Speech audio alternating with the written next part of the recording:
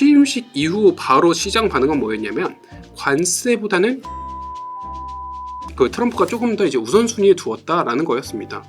우선 1차적으로 스타게이트는 AI의 전력 인프라잖아요. 그래서 관련된 인프라 산업이 가장 먼저 수혜를 받을 겁니다. 물론 인프라가 다 깔리고 나면 AI를 이용한 소프트웨어가 좀 업종 이제 수혜를 받겠죠. 그건 다만 아직까지는 물리적 시간이 필요한 그런 어떤 상황입니다. 지금 당장은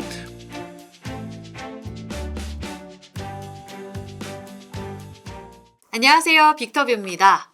새해 복 많이 받으세요. 우리 시장도 작년과는 다른 모습으로 출발 움직임이 나오고 있습니다. 작년 한 해 정말 많이 힘들었던 국내 투자자들이 이 미국으로 이민 가는 움직임들이 많이 나타났습니다. 그런 움직임 안에서 많은 투자자분들의 고민은 더 깊어질 수밖에 없는 딱 연초인데요. 25년 어떤 전략으로 포커스를 맞춰봐야 할지 오늘 글로벌 이 미국 시장에 조금 더 집중된 이야기로 꾸려봤습니다. 김승혁 키움증권 연구원 함께하겠습니다. 어서 오세요. 네, 안녕하세요.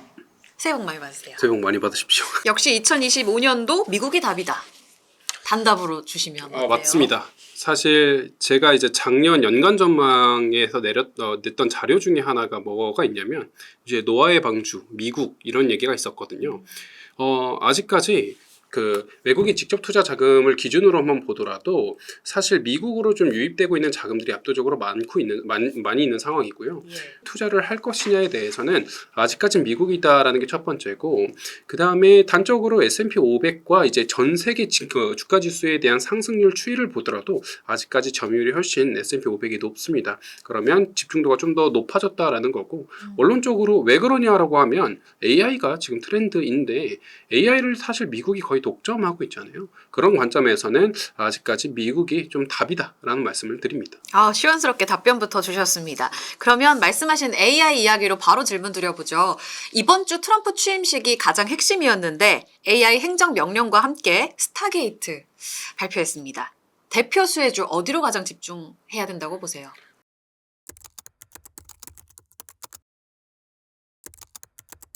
우선 1차적으로 스타게이트는 AI의 전력 인프라잖아요. 그래서 관련된 인프라 산업이 가장 먼저 수혜를 받을 겁니다. 해저 터널이라던가 아니면 관련된 전력망 등을 까는 게 훨씬 중요하다. 그리고 그 전력을 공급해주는 그 소스가 중요하다. 좀 이렇게 보고 있거든요. 그러면 소스 어디서 가져올 거야? 이거 가져오면 어떻게 뿌릴 거야? 이게 두 개는 먼저 좀 집중받고 있는 상황이다라고 보고 있고, 소스 어떻게 가져올 거야? 에서 뜨고 있는 게 지금 뭐 원자력이라던가 LNG 관련된 얘기가 나오고 있죠. LNG 같은 경우에는 유럽향에 대한 수출 활로가 조금씩 열리고 있는 상황이고, 그렇게 된다면 LNG는 개발 속도도 훨씬 빠르게 높이고 있어요. LNG를 통해서 에너지 확보하고 그거를 AI 인프라 전력으로 사용하겠다라는 게 큰 트렌드라, 그래서 LNG 관련돼서는 조금 더 수혜를 받고 있는 상황이고, 원자력 같은 경우에도 대부분의 어떤 연료 에너지 중에서 가장 큰 가장 큰 전력 효율을 보이는 게 원자력이거든요. 네. 이제 동일한 어떤 비용을 들여서 가장 많은 에너지를 뽑아낼 수 있는 게 원자력이니까 그 관련돼서도 수혜를 좀 같이 보고 있다라고 좀 말씀드리고 있습니다. 오클로라든가 SMR 같은 경우는 지금 기대감으로 사실 오르고 있어요. 실적이 나오지 않고 있는 상황입니다. 예를 들어 작년 같은 경우에 오클로는 실제 계약 체결이 되면서 한 번 엄청 많이 올랐거든요. 30% 40%가 뛴 적이 있는데, 이런 것처럼 계약 베이스로 그 주가가 움직인다라고 한다면 그 상승 텀은 사실 되게 높습니다. 다만 LNG 같은 경우에는 그 다음으로 수혜를 받을 거다라고 보고 있는데, LNG 같은 경우에는 대부분의 종목들이 수혜를 볼 거다라고 보고 있고, 플러스 수출처가 확보가 되면 더 수혜를 받을 건데 상승폭은 조금은 제한될 수가 있겠죠. 왜냐하면 계산이 가능하거든요. 이제 그때부터는. 네, 얼마큼 팔 건데 유럽에서 얼마큼 이거 수유해 준대, 유럽에서 비축하고 있는 에너지 전력량이 얼마가 되는데, 이런 것들을 다 이제 계산이 가능하기 때문에 이 정도는 고평가다 저평가에 대한 밸류가 좀 나옵니다. 그러면서 걔네들은 원전보다는 좀 더 상승폭이 작은 상향은 할 수 있겠고, 원전 같은 경우는 상승폭은 더 높을 수는 있겠지만 변동성도 커지겠죠. 플러스 40% 마이너스 20%가 한 번에 보이는 그런 어떤 장세가 보이지 않을까 정도로 생각을 하고 있습니다.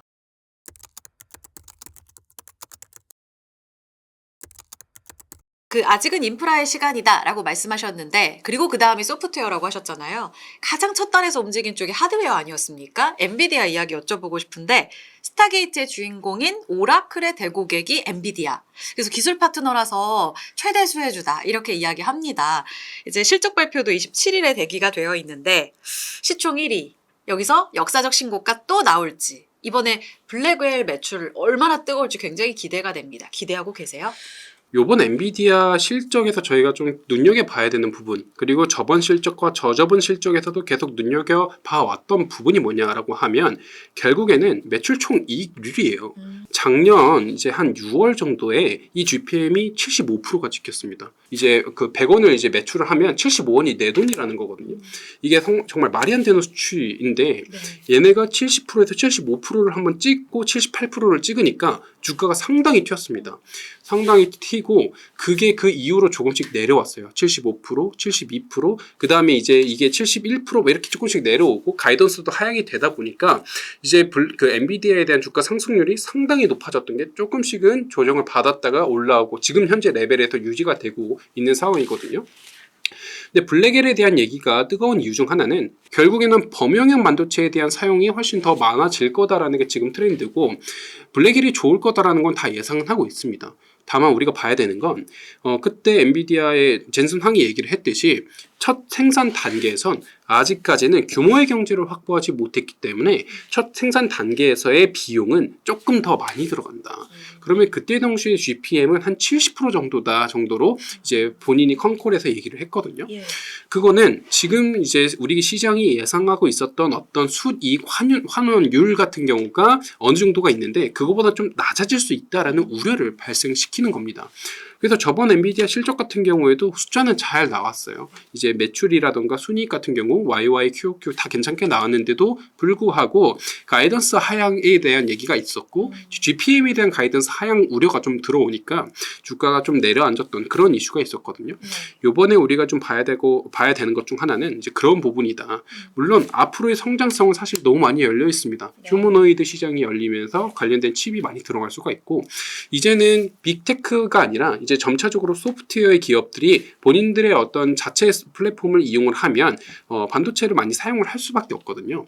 그러면 이제 고객단도 점차 확장이 될 수 있는 상황이고 여러 가지 성장 모멘텀은 남아있지만 피해갈 수 없는 질문은 너희 지금 밸류가 맞아? 밸류가 너무 높은 거 아니야에 대한 질문이거든요. 그거에 대한 어떤 답변으로의 첫 번째가 GPM에 대한 어떤 응답이 우선은 나와야 된다라는 말씀을 먼저 드립니다. 올해 다시 하반기 들어서면서 그 낮아질 수 있는 GPM 70% 찍고 다시 이전 고점을 뚫어낼 수 있는지 그런 힌트가 나와야 된다. 작년 하반기 연말에 조금씩 자극하면서 신흥 루키로 등장한 브로드컴, 마벨 이쪽이 더 유망할까요? 그거는 이제 맞춤형 반도체 vs 범용형 반도체의 싸움이겠죠. 당연히 ASIC 같은 경우, 그러니까 맞춤형 반도체 같은 경우에 사용처는 확실히 있습니다. 뭐 예를 들어 테슬라의 FSD 같은 경우 자율주행을 할 때 그 안에 들어가는 칩은 맞춤형 반도체거든요. 빅테크 업체들 같은 경우에 본인들이 비용은 좀 많이 들어갈 수 있어도 성능이 훨씬 확보되고 있는 그런 어떤 소프트웨어를 이용할 때는 맞춤형 반도체를 사용을 하고요. 그거에 대한 선도 주자로는 당연하게 브로드컴이나 마벨 같은 그 기업들을 사용을 할 텐데 걔네는 아직까지는 수요차가 제한되어 있는 상황이기는 합니다.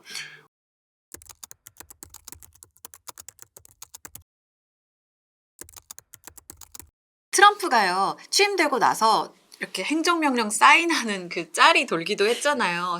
굉장히 바빴을 것 같아요. 지금도 우리 쉬는 동안에도 계속 이제 행정명령 하고 있고 그 이야기가 나올 것으로 예상되는데 어찌 보면 조금 이미 예상한 범주 그 밖의 것들은 없었다라고 이야기하시는 분들도 많더라고요. 이민, 뭐 관세, 에너지 다 나온 이야기이긴 한데 여기에서 이건 꼭 봐야 된다. 그래서 전략으로 연결할 부분 어디라고 보세요? 사실 새롭게 등장한 건 없었습니다. 지금부터 봐야 되는 건 디테일들이에요. 그 세부 내용을 하나씩 보면은 꽤 중요한 부분이 많거든요. 뭐 예를 들어 취임식 이후 바로 시장 반응은 뭐였냐면 관세보다는 이민 정책이 조금 더 트럼프가 조금 더 이제 우선순위에 두었다라는 거였습니다.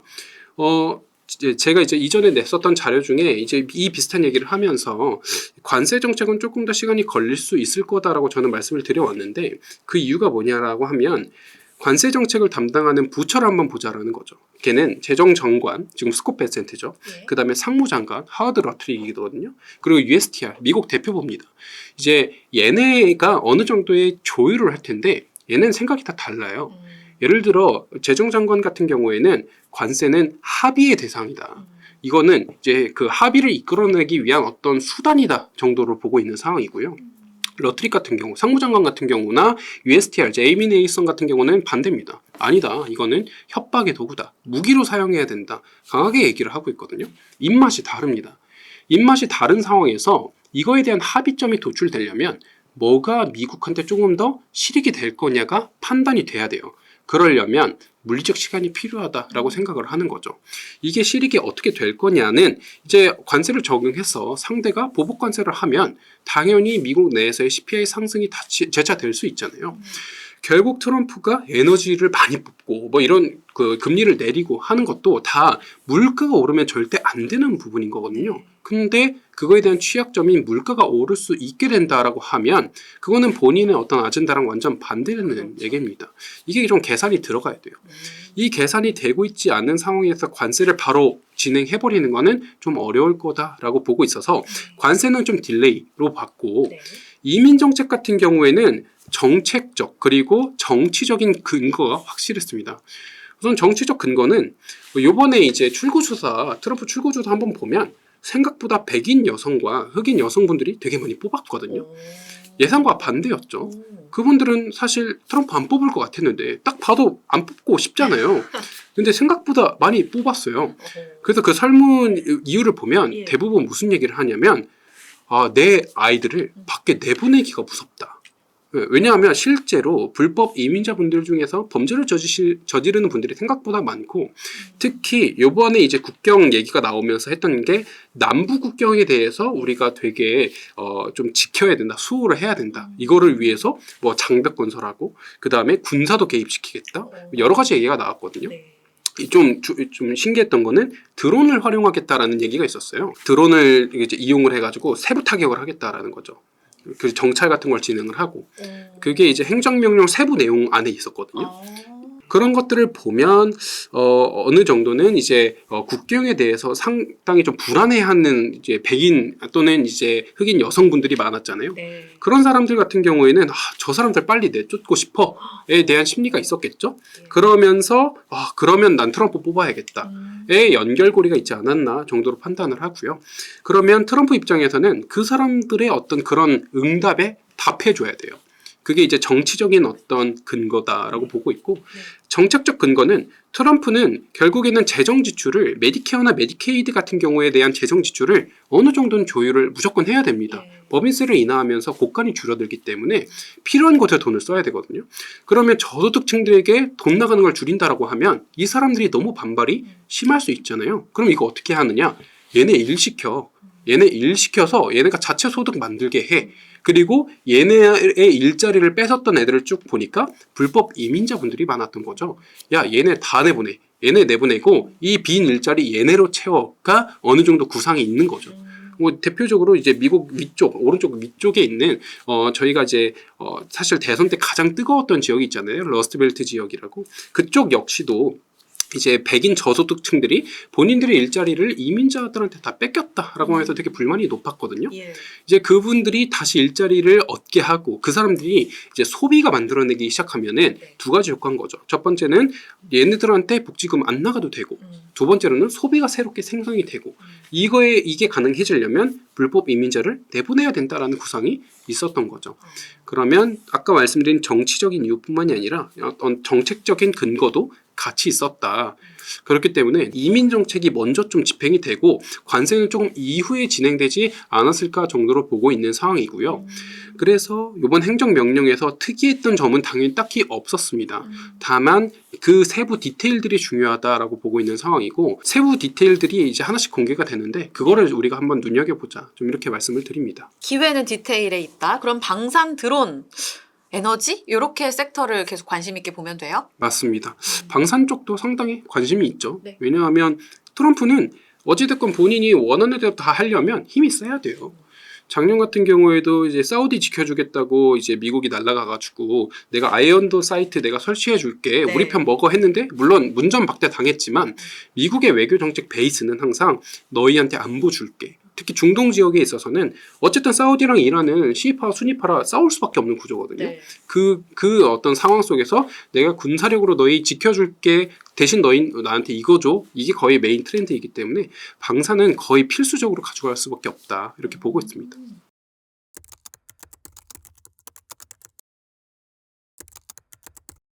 비트코인도 궁금합니다. 첫 이제 트럼프 취임 때 전략적 비축과 관련된 코멘트가 안 나와서 비트코인 한 차례 실망감으로 빠졌고 이제 24일 기준으로 다보스 포럼에서도 실무그룹, 워킹그룹을 우리 만들게 하긴 했는데 전략적 비축 관련된 코멘트를 더 강하게 기대했나 봐요. 조정받은 지금 비트코인이 투자 대상으로 적절하다고 보세요? 비트코인은 진짜 트럼프의 워딩에 따라서 움직일 거긴 한데 지금은 저는 아직까지는 불안합니다. 왜냐하면 사실 트럼프가 제시한 비트코인의 아젠다는 저는 설득력이 있었어요. 아젠다가 뭐냐라고 하면 결국에는 걔가 뭐 비트코인을 뭐 사람들을 가격을 올려주겠다라는 게 아니잖아요. 이거를 이제 전략적으로 가져가겠다라는 건데 무슨 전략에 어떻게 쓸 건데에 대해서 보면 어쨌든 재정 지출을 미국은 많이 해야 돼요. 재정 지출을 많이 하려면 채권을 많이 발행할 수밖에 없거든요. 네. 근데 옛날에는 미국이 채권 발행을 빵빵하면 이거를 중국이랑 일본이 되게 많이 사줬어요. 그래서 중국 같은 경우는 2018년 1월까지 많이 사주고 그 이후에는 미중 무역 전쟁 나면서 손절했고요. 그리고 일본이 많이 사줬는데 지금 상황을 보면 중국은 등 돌렸고 일본은 이제 금리 높이고 있잖아요. 그리고 엔화에 대한 가치 방어를 해야 되려면 네. 미국 국채 팔아야 돼요. 걔는 미국을 국채를 지금 살 수 있는 상황이 아닙니다. 네. 그러면 과거에 봤을 때 우리 미국 국채를 살 수 있는 큰 손들이 다 없네요. 고객들이. 그럼 이거 누가 사죠? 아, 이때 비트코인의 유동성 바다를 이용하자라는 게 어느 정도 생각이었잖아요. 그래서 스테이블 코인을 많이 발행을 하면 스테이블 코인이 당연히 발행이 되면 USDT가 같이 따라 붙어야 되니까 그러면 이제 코인 발행 수만큼 이제 테이킹되는 이제 그 국채도 같이 많아질 수가 있을 거다라는 게 어느 정도의 구상이었다라고 네. 보고 있고 그런 관점에서는 그러면 국채에 대한 새로운 수요처로 코인 시장 뭐 이렇게 얘기를 하면서 전략적으로 이거를 비축하겠다 얘기를 한 건데 이거에 대한 어떤 조율을 사실 누가 해야 되느냐라고 하면 저는 개인적으로 도지 쪽에서 해야 됐다라고 보고 있습니다. 그 코인 말고 이제 정보 효율부 효율부. 네, 네. 말씀을 드리는 건데 거기가 이제 규제에 대한 철폐, 그 다음에 이제 전통 관료주의 철폐 뭐 이런 걸 얘기를 하고 있잖아요. 네. 거기서 어느 정도 조율이 좀 필요하다라고 보고 있는 상황인데 아직까지 딱히 얘기가 없잖아요. 그래서 뭐 이제 토사구팽 당했다 뭐 이런 얘기가 많은데 그래서 아직까지는 불안합니다. 너무 초반 아니에요, 근데? 아, 완전 초반이기는 네, 하죠. 네. 너무 초반이라서 기대는 하고 있는데 불안하다라는 말씀을 좀 드리고 있어요.